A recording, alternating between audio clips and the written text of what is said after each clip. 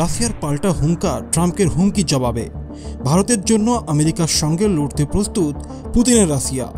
প্রথমবার ভারতের সমর্থনে পুতিনের ভয়ঙ্কর সংকেত। ভারতের ওপর নিষেধাজ্ঞা আরোপ করলে রাশিয়া বন্ধ করে দেবে আমেরিকার তেলের পাইপলাইন। এবার ট্রাম্পের দুস্থ রোগে আঘাত। সিপিসি পাইপলাইন বন্ধ হলে আমেরিকার তেল কোম্পানিগুলোর হাজার হাজার কোটি টাকার ক্ষতি হবে। 25% ট্যারিফের হুমকি ব্যর্থ। ভারত বলেছে রাশিয়া থেকে তেল কেনা অব্যাহত থাকবে। চাপ দেওয়া আমেরিকা এখন নিজেই চাপের মুখে। যখন আমেরিকার প্রেসিডেন্ট ডোনাল্ড ট্রাম্প ভারতের ওপর 25% ভারী ট্যারিফ আরোপের এবং রাশিয়ার সঙ্গে বন্ধুত্বের শাস্তি দেওয়ার ঘোষণা দিয়েছিলেন, তখন তিনি ভেবেছিলেন ভারত ভয় পেয়ে মাথা নত করবে। তিনি হুমকি দিয়েছিলেন যদি রাশিয়া ইউক্রেন শান্তি চুক্তি না হয় তাহলে রাশিয়ার তেল ক্রেতা দেশগুলোর ওপর 100% পর্যন্ত কর আরোপ করবেন। তার সরাসরি লক্ষ্য ছিল ভারত, যে দেশ আজ রাশিয়া থেকে সবচেয়ে বেশি অপরিশোধিত তেল কেনে। কিন্তু ট্রাম্পের ধারণাও ছিল না যে ভারত তার সঙ্গে টক্কর দিতে যে প্রস্তুতি নিয়েছে তার চেয়েও বেশি প্রস্তুতি নিয়েছে ভারতের বন্ধু রাশিয়া। একদিকে ভারত দৃঢ়তার সঙ্গে বলেছে ট্যারিফের পরোয়া নেই, রাশিয়া থেকেই তেল কিনবে। অন্যদিকে রাশিয়া এমন একটা পরিকল্পনা তৈরি করেছে যদি আমেরিকা ভারতের উপর অতিরিক্ত চাপ সৃষ্টি করে তাহলে রাশিয়ার জবাব সরাসরি আমেরিকার অর্থনীতিতে আঘাত করবে। রাশিয়া ভারতের জন্য আমেরিকার সেই দুস্থ রোগে চাপ দিতে প্রস্তুত, যা থেকে আমেরিকার তেল কোম্পানিগুলোর বিলিয়ন ডলারের ক্ষতি হতে পারে। আমি আপনাদের এই বিস্ফোরক খবরের পুরো গল্প বলবো, কিভাবে ভারত আজ বৈশ্বিক শক্তি রাজনীতির কেন্দ্রে পরিণত হয়েছে, যার একটি পদক্ষেপে বিশ্বের মহাশক্তিগুলো কেঁপে ওঠে। তাই এই সম্পর্কে আপনার যা কিছু মতামত তা অবশ্যই কমেন্ট বক্সে জানাবেন। চলুন প্রথমেই পুরো ঘটনার মূল বোঝার চেষ্টা করি। এই লড়াই শুধু তেলের নয়, বরং আধিপত্য এবং বন্ধুত্বের। ডোনাল্ড ট্রাম্প ভারতের উপর 25% ট্যারিফ আরোপের ঘোষণা দিয়েছেন, যা শুক্রবার থেকে কার্যকর হচ্ছে। এছাড়াও তিনি সোশ্যাল মিডিয়ায় পোস্ট করে এবং সাংবাদিকদের সঙ্গে কথা বলে এমন পরিবেশ তৈরি করেছেন যে ভারতকে রাশিয়ার অস্ত্র তেল কেনার জন্য অতিরিক্ত জরিমানা সহ্য করতে হবে। তিনি এমনকি দাবি করেছেন যে তিনি শুনেছেন ভারত আর রাশিয়া থেকে তেল কিনবে না। ট্রাম্প আশা করেছিলেন তার এই হুমকিতে ভারত ভয় পেয়ে যাবে এবং ভারতীয় রিফাইনারিগুলো রাশিয়া থেকে তেল কেনা বন্ধ করে দেবে। কিন্তু ঘটল ঠিক তার উল্টো। ভারত সরকারের সেই জ্যেষ্ঠ সূত্র নাম প্রকাশ না করার শর্তে রয়টার্সের মতো আন্তর্জাতিক সংবাদ সংস্থাকে স্পষ্ট জানিয়ে দিয়েছে যে ভারতের রাশিয়া থেকে তেল কেনায় কোনো তাৎক্ষণিক পরিবর্তন হবে না। কেনা যেমন চলছে তেমনি চলবে। ভারত এই সিদ্ধান্তের পেছনে একটা খুব শক্তিশালী যুক্তি দিয়েছে। একটা সূত্র বলেছে ভারত ও রাশিয়ার মধ্যে তেলের চুক্তি দীর্ঘমেয়াদী। এটা কোনো একদিনের চুক্তি নয় যে রাতারাতি বন্ধ করে দেওয়া হবে। এটা দেখায় যে ভারত ও রাশিয়ার অংশীদারিত্ব কতটা গভীর এবং কৌশলগত। এটা কেবল একটা বাণিজ্যিক চুক্তি নয়, এটা একটা বিশ্বাসের সম্পর্ক, যা ট্রাম্পের একটা টুইট বা হুমকিতে ভাঙা যায় না। ভারতের পররাষ্ট্র মন্ত্রণালয়ের মুখপাত্র রণধীর জয়সওয়ালও ভারতের অবস্থান স্পষ্ট করে বলেছেন ভারতের রাশিয়ার সঙ্গে একটা স্থিতিশীল ও সময় পরীক্ষিত অংশীদারিত্ব রয়েছে। তিনি বলেছেন আমরা আমাদের শক্তির চাহিদার জন্য বাজারে কি পাওয়া যায় এবং কি অফার করা হচ্ছে তা দেখি। এটা ছিল বিশ্বের কাছে ভারতের সরাসরি স্পষ্ট বার্তা। আমরা আমাদের শক্তি নিরাপত্তা আমাদের শর্তে নির্ধারণ করব, কারো চাপে নয়।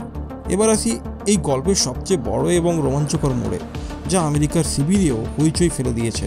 সেটা হলো রাশিয়ার সে গোপন অস্ত্র যার নাম সিপিসি পাইপলাইন। যদি আমেরিকা ভারতের উপর তেল কেনার জন্য আরও বেশি চাপ সৃষ্টি করে বা নিষেধাজ্ঞা আরোপ করে তাহলে রাশিয়া এর জবাব দিতে প্রস্তুত এবং এই জবাব সরাসরি আমেরিকাকে আঘাত করবে। বিশ্বের বৃহত্তম বিনিয়োগ ব্যাংকগুলোর একটি জেপি মর্গানের বিশ্লেষকরা সতর্ক করে দিয়েছেন যে মস্কোর জন্য ভারতীয় বাজার এতটাই গুরুত্বপূর্ণ হয়ে উঠেছে যে যদি এতে কোনো বাধা সৃষ্টি করা হয় তাহলে তারা প্রতিশোধমূলক পদক্ষেপ হিসেবে কাজাখস্তান থেকে আসা সিপিসি অর্থাৎ ক্যাম্পিয়ান পাইপলাইন কনসোর্টিয়ামের পাইপলাইন বন্ধ করে দিতে পারে। এখন আপনারা ভাবছেন কাজাকিস্তানের পাইপলাইন বন্ধ করলে আমেরিকার কি ক্ষতি হবে? ক্ষতি হবে এবং খুব বড় ক্ষতি হবে, কারণ এই সিপিসি পাইপলাইনে আমেরিকার বৃহত্তম তেল কোম্পানি যেমন শেভরন এবং অ্যাক্সন মোবিলের বড় অংশীদারিত্ব রয়েছে। এই পাইপলাইন আমেরিকার এই কোম্পানিগুলোর জন্য কাজাখস্তান থেকে তেল বের করে আন্তর্জাতিক বাজারে বিক্রির জীবনরেখা। যদি রাশিয়া কোনো অজুহাতে, সেটা প্রযুক্তিগত ত্রুটি হোক বা অন্য কোনো কারণে, এই পাইপলাইন বন্ধ করে দেয় তাহলে এই আমেরিকান কোম্পানিগুলোর প্রতিদিন লাখ লাখ ব্যারেল তেল এবং বিলিয়ন ডলারের সরাসরি ক্ষতি হবে। এটাই রাশিয়ার সরাসরি বার্তা। যদি তুমি আমাদের ভারতীয় ক্রেতাকে বিরক্ত করো তাহলে আমরা তোমার তেল কোম্পানিগুলোর পকেট খালি করে দেব। এটা একটা ক্লাসিক চেকমেট পরিস্থিতি। আমেরিকা ভারতের ওপর চাপ দিতে চায়, কিন্তু ভারত এত বড় ক্রেতা যে রাশিয়া তাকে হারাতে চায় না। তাই রাশিয়া ভারতকে বাঁচাতে আমেরিকার সেই দুস্থ রগে চাপ দিতে প্রস্তুত, যা তাকে সবচেয়ে বেশি কষ্ট দেয়। এটা দেখায় যে ভারত রাশিয়ার বন্ধুত্ব এখন শুধু অস্ত্র ও কূটনীতির মধ্যে সীমাবদ্ধ নয়, এটা একটা গভীর অর্থনৈতিক অংশীদারিত্বে পরিণত হয়েছে, যেখানে এক বন্ধু অপর বন্ধুর স্বার্থ রক্ষার জন্য যে কোনো পদ পর্যন্ত যেতে পারে। এই পুরো খেলায় ভারতের ভূমিকা বোঝা খুবই জরুরি। ভারত এখানে কেবল একটা প্যাঁচ নয়, বরং একটা খুবই চতুর খেলোয়াড় যে চুপচাপ তার খেলা খেলছে। ভারতের নীরব কূটনীতির কিছু দিক বুঝুন। প্রথমত, ভারত রাশিয়া থেকে সস্তা তেল কিনে কেবল নিজের অর্থনীতির উপকার করেনি, বরং অজান্তেই পুরো বিশ্বকে একটা বড় সংকট থেকে বাঁচিয়েছে। অনেক বিশেষজ্ঞ মনে করেন যদি ভারত রাশিয়া থেকে তেল কেনা বন্ধ করে দিত তাহলে আন্তর্জাতিক বাজারে তেলের বড় ঘাটতি হতো এবং তেলের দাম ব্যারেল প্রতি $150 পর্যন্ত পৌঁছে যেত। এর সবচেয়ে খারাপ প্রভাব পড়তো আমেরিকা ও ইউরোপের অর্থনীতির ওপর, যেখানে মুদ্রাস্ফীতি আকাশ ছুঁয়ে ফেলত। তাই একভাবে ভারত রাশিয়া থেকে তেল কিনে বৈশ্বিক বাজারকে স্থিতিশীল রাখতে সাহায্য করছে। দ্বিতীয়ত, ভারত খুবই চতুরভাবে আন্তর্জাতিক নিয়মের সীমার মধ্যে থেকে এই কাজ করছে।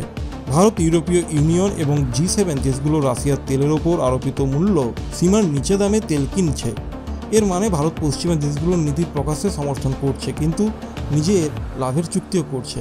এটা এমন একটি কূটনৈতিক চাল যার কোনো জবাব আমেরিকার কাছেও নেই। তৃতীয়ত, ভারত এই সুযোগের সদ্ব্যবহার করে রাশিয়ার তেল বাজারে চীনের অংশীদারিত্ব কমিয়ে দিয়েছে। আজ রাশিয়ার অগ্রাধিকার হয়ে উঠেছে ভারত, যার ফলে চীন এবং পাকিস্তান দুজনেরই কৌশলগত জমি সরে যাচ্ছে। চতুর্থ এবং সবচেয়ে গুরুত্বপূর্ণ, ভারত তার শক্তির চাহিদাকে জাতীয় নিরাপত্তার সঙ্গে যুক্ত করেছে। ভারত স্পষ্ট করে দিয়েছে যে তার শক্তি নীতি কোনো একটা দেশের চাপের রাজনীতি দিয়ে নির্ধারিত হবে না। এই বিবৃতি বিশ্বমঞ্চে ভারতকে একটা স্বাধীন ও স্বনির্ভর শক্তি হিসেবে প্রতিষ্ঠিত করে।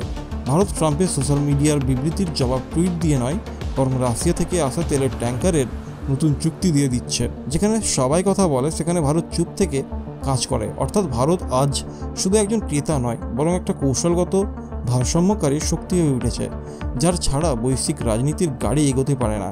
ভারতের এই অবস্থানই চীনকে সবচেয়ে বেশি অস্বস্তিতে ফেলে, কারণ এখন সেই খেলায় একমাত্র খেলোয়াড় নয়।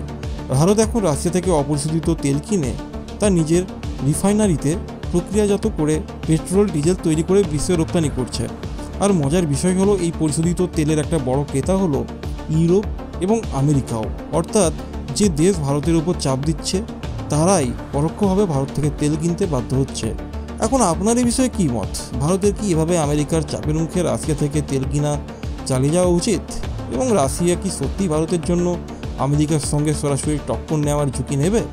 আপনার মতামত অবশ্যই কমেন্ট বক্সে জানাবেন।